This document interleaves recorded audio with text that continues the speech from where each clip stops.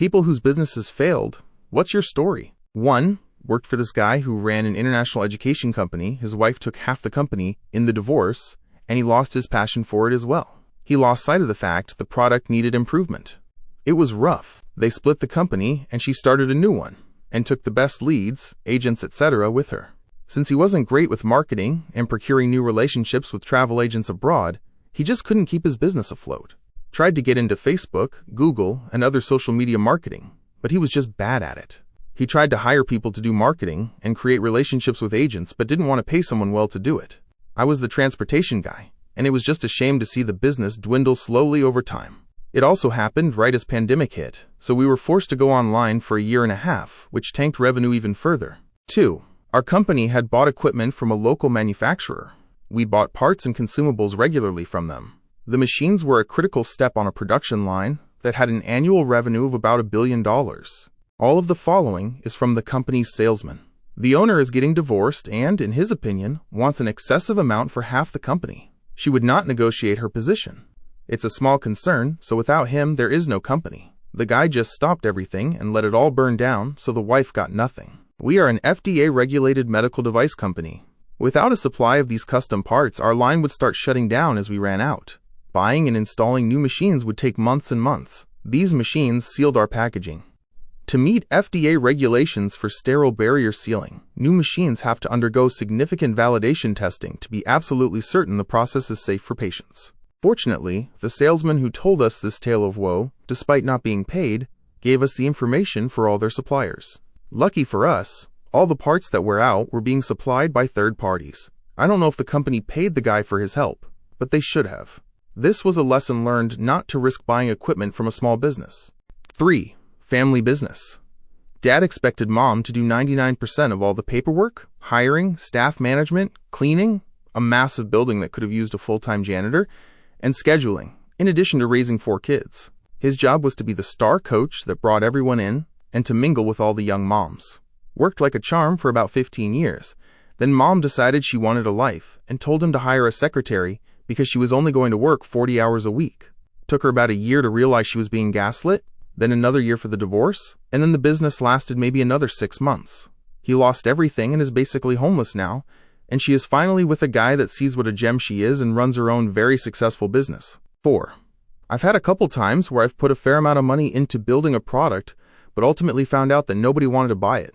The pithy advice to avoid that is, fall in love with a problem, not a product. 5. A former MBA classmate from Babson, class of 2005, once shared this. He and 3 friends launched an IT startup out of a modest beach house in Southern California.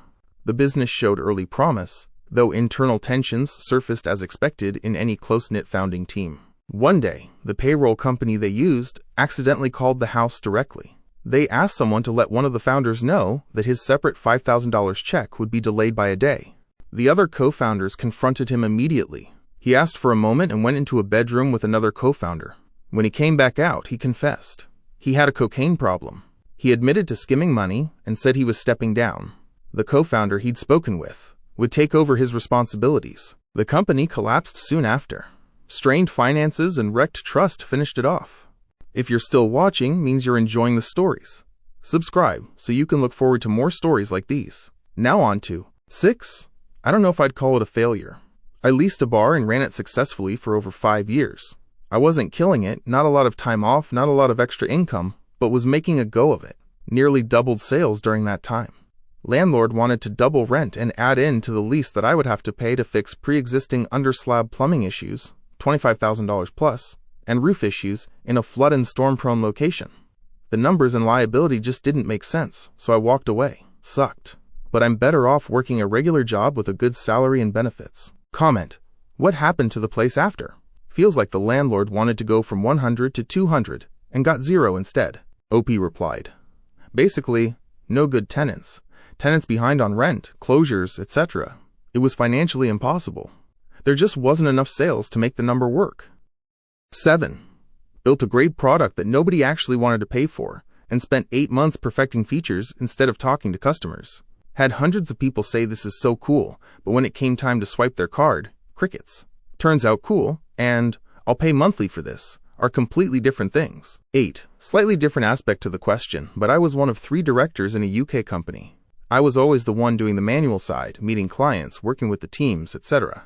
I found out my 2 other directors were scamming me, the company, and HMRC. They were falsifying expenses claims, booking personal holidays, and generally taking at least 2 to 3 times what I was. I was investigating them on my own time, copying expenses claims, downloading bank statements, etc. for 3 weeks, when they must have gotten an idea of what I was doing. They both voted me out for unprofessional attitude.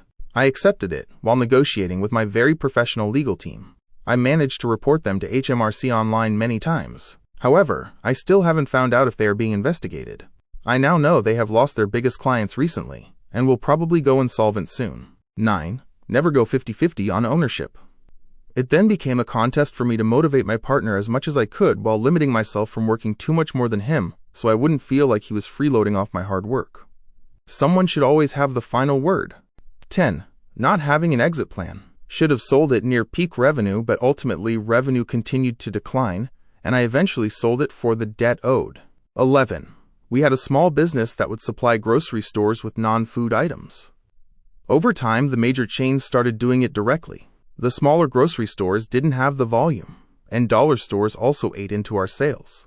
We made the decision to gradually shut down. We paid our suppliers and our employees. 12. Securities and Exchange Board of India.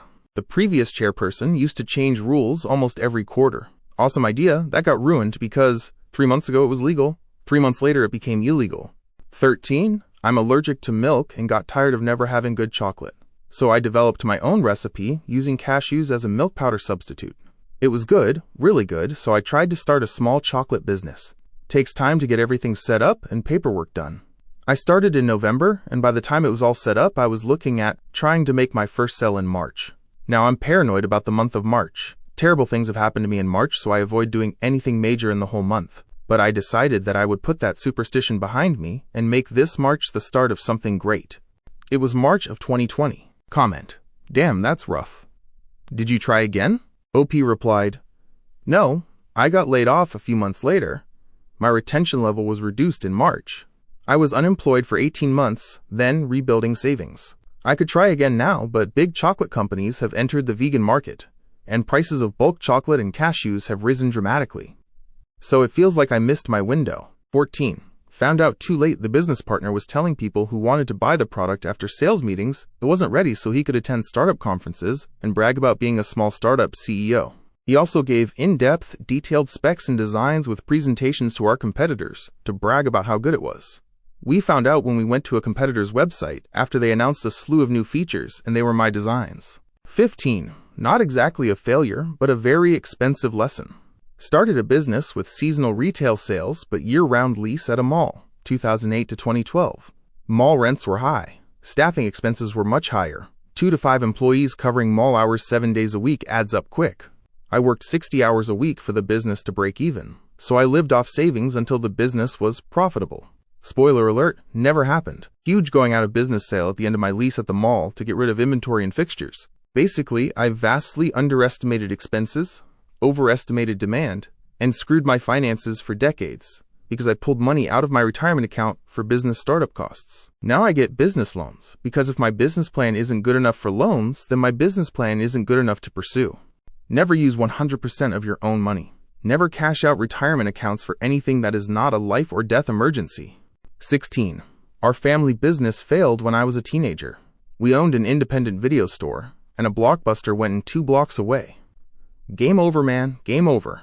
Honestly, if it wasn't for the fact that we carried corn, we would have failed long before we did. But my parents weren't really interested in having a purely adult video store due to the rep. 17. My only employee was stealing almost all of the profits. I brought him on because I was getting stolen from. I sold the business for the cost of the equipment. 18. Shitty, untrustworthy or incompetent partners, coupled with undiagnosed bipolar disorder on my part. I realize now that if I start talking about starting a new company, I am absolutely in a manic phase. It doesn't matter if the business idea is brilliant and it'll make billions. I can admit now that I am not a person who can handle the responsibility or have good judgment in partners. I'll work my fingers to the bone, get increasingly stressed and fatigued until I can't take it anymore, then completely flame out. 19. My dad was an electrical engineer. He got laid off by General Motors. He partnered with another laid-off engineer and started a small company building test boards. They did well for a few years with small clients and started turning a small profit. The partner wanted big companies as clients and spent too much trying to impress them. He convinced my dad to take a huge loan for better equipment. My dad put up our house as collateral. Big companies canceled contracts after missed deadlines. The company failed. My dad lost the business, the house, and was left broke. The partner took a job at John Deere, one of the big clients. 20. Partner embezzled money from our company to use for his other business. I didn't know until a CPA showed me. 21. Long story short is that Amazon said if the goods are damaged in their care, they would take responsibility and reimburse me. Then they didn't? Something in my mind snapped like a fucking twig. All of this work I put into my business, and some random act of God and some random Karen from Amazon got to undo all of it? Just thinking about it again makes me angry. 22. Had a successful pool cleaning and equipment repair service for many years. Was my own boss and made decent money. Literal American dream. Then spontaneously collapsed 2 discs in the spine, fully paralyzed, needed 3 emergency surgeries, got a multi-level fusion. Was in a wheelchair for 8 months. I can walk a little now, but still can't feel anything below the waist. It's all numb or fiery pain. Lost everything. Liquidated what I could to some other friends in the business, and sold my trucks. That got us about 8 months. Then we burned through our savings in about a year. I've applied to get disability back when it happened, was denied twice already, got a lawyer last year, we're still in the appeals process. I find it unbelievably cruel and heartless for our government to do this to people who need help the most. I've always paid my taxes, never got out of trouble. Now I'm basically fucked, and my marriage is about to end and I'll be homeless soon. Wish me luck, fam, because every day is a battle against throwing in the big towel right now. 23. It wasn't my business, but I was the 3rd employee in a tech startup that a friend of mine founded. He was a brilliant software engineer, but completely out of his element when it came to leadership. More importantly, he underestimated the importance of kissing the asses of the investors, who could end the company in an instant by withdrawing their funding, which is what happened. 24. I used to own a small specialty pet store many years ago. We carried reef tanks and supplies in addition to a variety of birds, small animals, and reptiles, and did really well for a while. Honestly, big box stores and the internet were our downfall. I could sell the actual pets, but Walmart and Amazon were able to sell tanks, cages, food, and supplies for cheaper than I could get them wholesale. And I get it, who wants to pay more at my shop when they can drive 5 miles or go online and get it way cheaper? I was accused of price gouging by many customers or asked to match Walmart prices. It eventually killed our business, and we ended up closing. 25. I had one fail due to us not having a defined division of labor agreement with the partner. Once the ink was dry, it was clear that their idea of the labor division was, I put in half the money, but you do all the work, and I get half the profits. Luckily, it was going to be more of a side hustle for us, but I did learn a $20,000 lesson. 26. My dad failed to make money building furniture, despite having work booked for at least a year out. He was unmedicated bipolar, and probably on the spectrum, and one of his issues was impulse control when it came to perfectionism. He would make a small mistake, and, rather than fixing it in a cost-effective way, would start the whole thing over.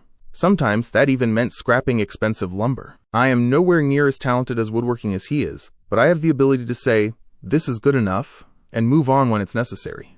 I also don't have any problem with repeat builds, which was something he hated doing. I feel like I could run a woodworking business a lot better than he did, but watching someone that good at it fail makes me scared to try. 27. My mom had one that failed. Employees were stealing from her. Little bit of theft on a paper-thin margin food place will shut it down. 28. I'm from a very poor background and so only really got one shot at running a business. Saved up, took about 6 years to stash enough away. Then I rented a unit and started my own workshop, fabrication and welding. It made money, but the problem was that I didn't have enough capital to expand, buy more expensive equipment, etc. Then a few things went wrong all at once. Had a quiet period. Then my work van broke down and we had to hire a van to attend some fairs. Then a big job was messed up. Galvanizers didn't do a quick dip for a finicky job. Everything ended up warped to hell. It was all technically recoverable, but with no capital sitting around. I was left working my arse off for months, with nothing to show for it. Then pandemic started, and that was that. Game over. Had to shut it down. Won't ever get another chance at it, and so I'm resigned to a relatively poor life, although I'm feeling increasingly resentful at those who get multiple attempts, have the privilege of mucking things up, learning, and going again. Life lesson: don't be born poor. 29. Poor money management, poor discipline, a change of government in a political-centric city, and a non-essential industry. Doomed. 30. The specialization that made my services valuable also made it vulnerable. The majority of my work was with coal power plants, a sudden political shift net, and immediate withholding of all discretionary funds. I had over $200,000 in work canceled in one season. Preventative maintenance is less of a priority when you are sunset a system. I spent a year without substantive work. A business with a low level of diversification may be more profitable, but may not weather the boom and bust cycles of the economy. Businesses where diversification is possible tend to be in low-margin, highly competitive spaces. 31. Going too big too quick. Growth costs money. You still have to pay tax on money you have reinvested in the business. 32. I've failed 4 times, but succeeded 7. Some failures came from trusting bad partners who weren't reliable and had no business near a checkbook. One owner violated his buyout clause after I grew his $400,000 per year company to $5 million.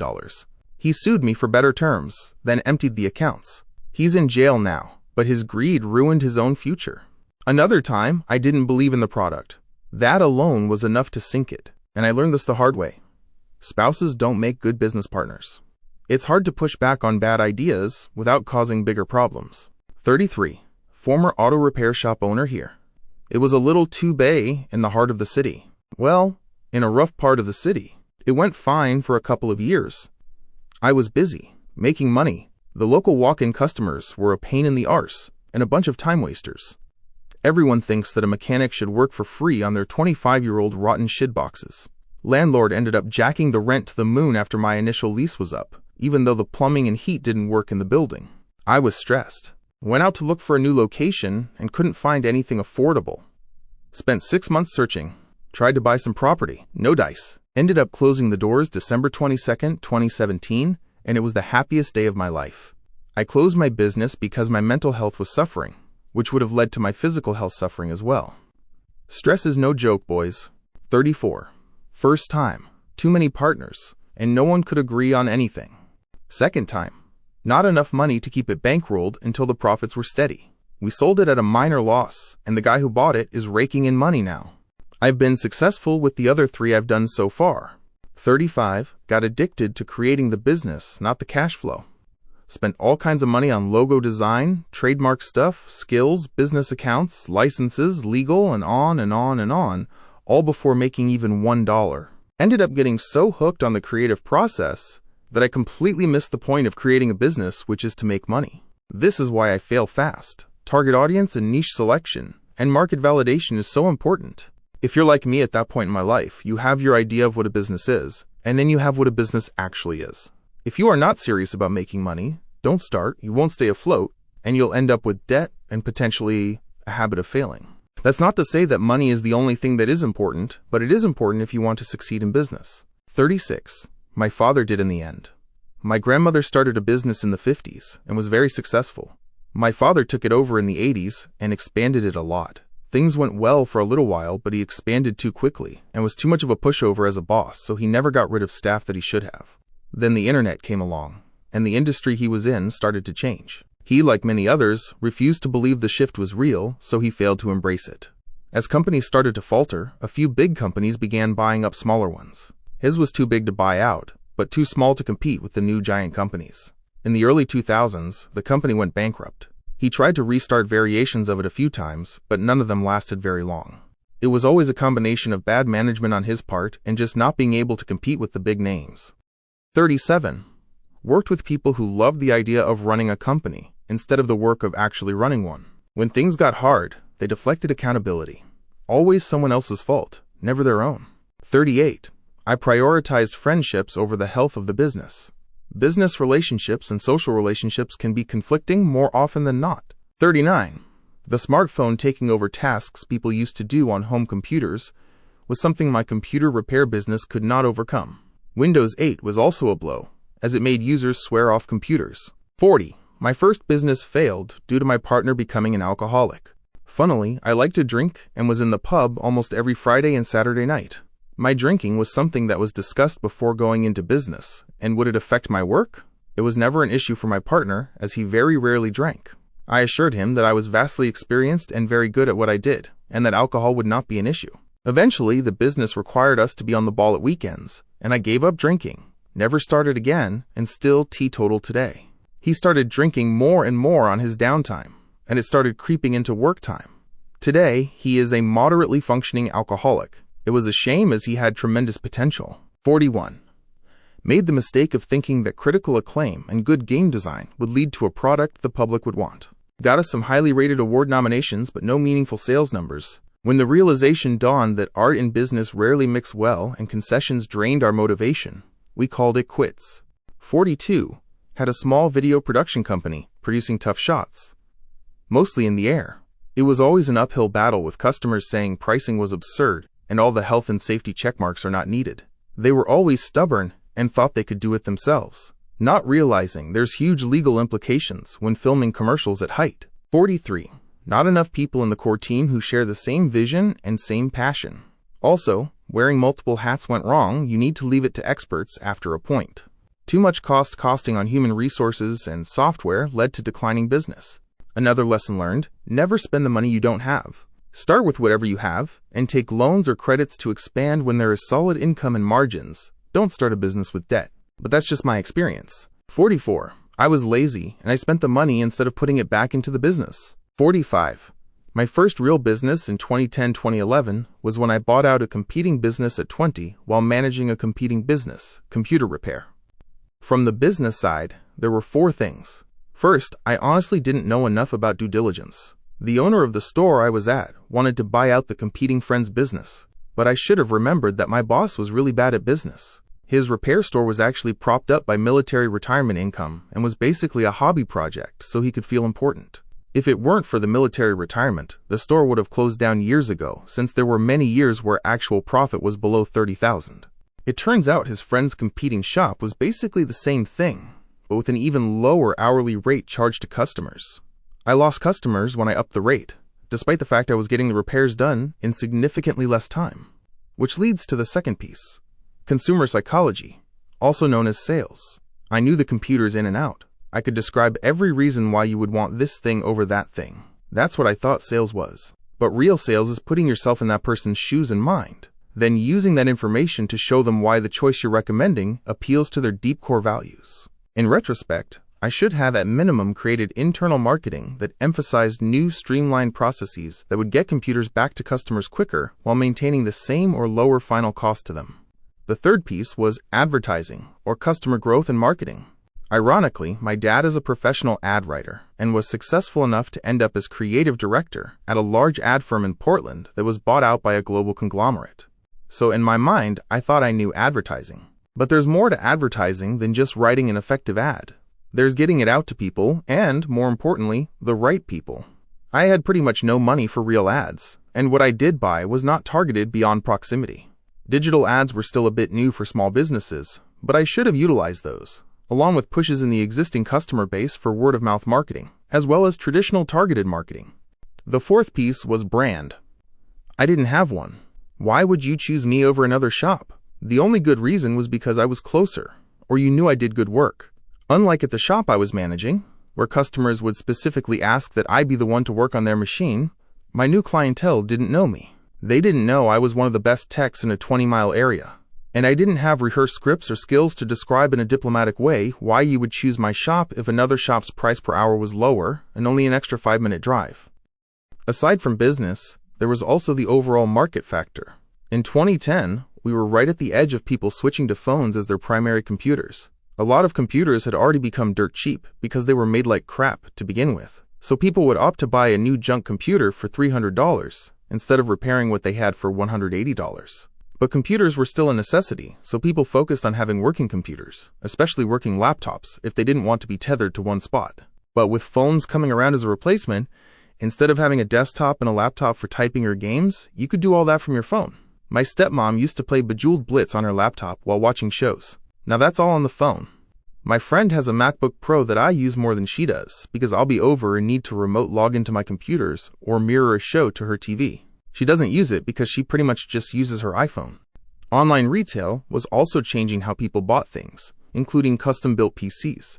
I could see that market pivot coming and how the market for computer repair stores was going to start crashing, which it did.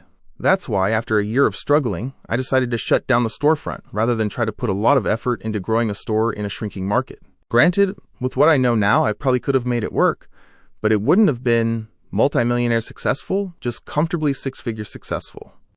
The final piece of failure for me was mental health. Even though I knew it wasn't great, I didn't actually know how bad my issues were back then. I bought a shop that was a solo operator, and I was also a solo operator. I didn't have contingency plans in place, so when my mental health took a real rough dive and I couldn't even leave bed, the shop was just SOL. I also wasn't open and honest about my mental health because of shame and stigma. That, combined with pride, kept me from building out some contingencies that I could have had if I was just honest about the issues. I bought that shop when I was 20. I've definitely learned a lot since then, and looking back, I see how many things I could have done better. But even in business ventures since then, there are still plenty of mistakes I've made, and plenty of things I'm constantly learning. 46, 2007, just as we were finally profitable, Wall Street types crashed the economy, and my co-founder, my now ex, who was the primary producer, lost confidence, and instead of doing everything she could to push through, went and got a job, and let the business just wither on the vine. By the time the economy started to recover, she had become more interested in something else, but didn't want to make a business out of it. 47, tried to wear all the hats. I wasn't able to balance the time required to do the work I had with the effort required to get new work. I'm much happier working for someone who gives me work to do and lets me do it. If I tried again, I would want someone else to the work of finding new clients and dealing with the billing. I'll just do the work. 48. Bad business partner. He was very well off but refused to listen to any advice or feedback. Burned bridges with lawyers or accountants. Refused to set up a marketing budget and thought that he was always in the right. While he was in debt, over $10,000. With retainer fees, he would still blow money at parties, strip clubs, and even a fish tank he bought. That should tell you a lot about his priorities. 49. I found a niche. Worked on my product until a more well-funded competitor grabbed my idea and did it much better. I did have fun and learned a lot, but trying to get the whole cake was objectively worse than succumbing to venture capital. 50. Technically mine didn't fail, I just kinda stopped doing it. Used to print t-shirts for organizations in college. I could do it cheaper than anyone else in the area. Sold a ton of shirts. When I graduated, I just stopped doing it because I could make way more in my career. 51. I ran a computer repair service and was threatened by a local insurance adjuster that if I didn't charge for my repair estimates, which was my whole gimmick, I didn't want to charge just to tell you repair cost, that he was going to do me dirty with the Chamber of Commerce. He sent someone my way who was obviously testing me to lie about a repair. I didn't fall for it and gave an honest assessment. Come to find out, he wanted me to bill for the estimates so he could raise the rates on his customers as a claim. Once I realized the liability I would be under, it was easier to just work for someone else. 52. When I was 20, I dropped out of college to start a business with two friends. We made electronic test units that a student could use to simulate electrical circuits. We sold to schools and prisons. We started hiring too much and we lost our prison contracts, so we went into bankruptcy. And as a co-owner, I ended up with a bunch of creditors on my back. I didn't have the $1.5 million they wanted. Fun times. 53. I reluctantly did some work for a software startup. They couldn't pay me but made me a 1% owner of the company. I figured, what the heck, if they make it big, who knows? They were out of business a few years later, and being a part owner, I was named in a couple lawsuits against the company. Legal fees cost me about $2,500. 54. Started a company selling cars on the internet in 1993. We even had a little bulletin board because so many people still didn't have browsers. Gave up because we could only get one car dealer to try it out. The site and board would get hammered every weekend by people looking for cars, but we only had an inventory of about 100 cars. Really wish I had stayed with that one for about one more year. 55. I co-founded a software startup that failed. Although started in seriousness, the startup turned out to be a joke. We got stuck on simple technical issues and couldn't get even a basic product working. I didn't believe in the product because other companies had similar products that were fancier but no harder to use, and also provided hosting, which we didn't. We didn't have a single customer. Eventually the partnership dissolved, and I created a startup by myself to carry on the part of the product that I worked on but didn't get anywhere with that either. That's all for now. Don't forget to subscribe so I can keep bringing you more of these stories. Thanks for sticking around till the end. See you next time, and take care.